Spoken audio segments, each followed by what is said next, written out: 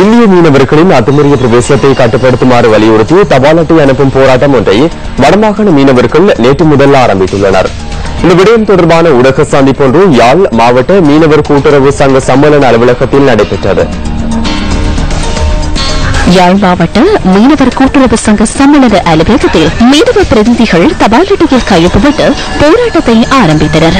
ஜனாதிபதி, பிரதமர், கடற்றொழில் அமைச்சர், எதிர்க்கட்சித் தலைவர், வடமாகாண முதலமைச்சர் மற்றும் வடக்கின் பாராளுமன்ற உறுப்பினர்களுக்கு இந்த தபால் அட்டைகள் அனுப்பி வைக்கப்பட உள்ளன.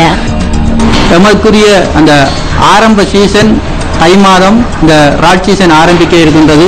இந்த வருடமாவது எமது மக்கள் இந்த ரால் சீசனை எமது மக்கள் செய்ய வேண்டும் என்ற ஆதங்கத்தில் அவாவில் இருக்கின்றார்கள். மீனவ மக்களும் இந்த போராட்டத்தில் இணைய வேண்டும் என்பதற்காக அவர்களது கையொப்பம் இந்த காட்டுகளில் பதியப்பட்டு சம்பந்தப்பட்ட உயர் அதிகாரிகளுக்கு இது அனுப்பப்பட்டு அது ஊடாக இந்த இந்திய இழுவைப் படகுகளை முற்றுமுழுதாக இந்த வடமாகாண கடற்பரப்பிலே நிறுத்தப்பட வேண்டும் என்ற ஒரே நோக்கத்துக்காக மகாநாட்டை நாங்கள் கூட்டியுள்ளோம்.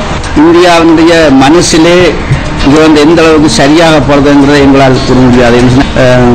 பத்திரிகை வாயிலாக கூறியிருக்கின்றார்கள், நாங்கள் எங்களுடைய கடற்படையினர் அடாத்தாக போய் அவர்களுடைய கிராமத்துக்கு இருந்து பிடித்து கொண்டு வராங்க என்றுதான் சொல்றாங்க. அப்போ இன்னும் அவங்க தெளிவாக தங்களுடைய எல்லையை தெரியாத அளவுக்கு மீனவர்களை வளர்த்திருக்கார்கள் நினைக்கின்றேன். ஆனால் எங்களுடைய கடற்படையினர் எங்களுக்கு செய்கின்ற அந்த நற்காரியங்கள் போதாமையாக இருக்கின்றது. ஆகவே எமது மத்திய கடத்தொழில் அமைச்சருடைய பத்திரிகையில் வெளியிட்ட கருத்தானது எனக்கு மிகவும் மகிழ்ச்சி தருகின்றது என்று சொன்னால் அவர்களது வலைகளை கடலுடன் வெட்டி விடலாம் என்ற யோசனை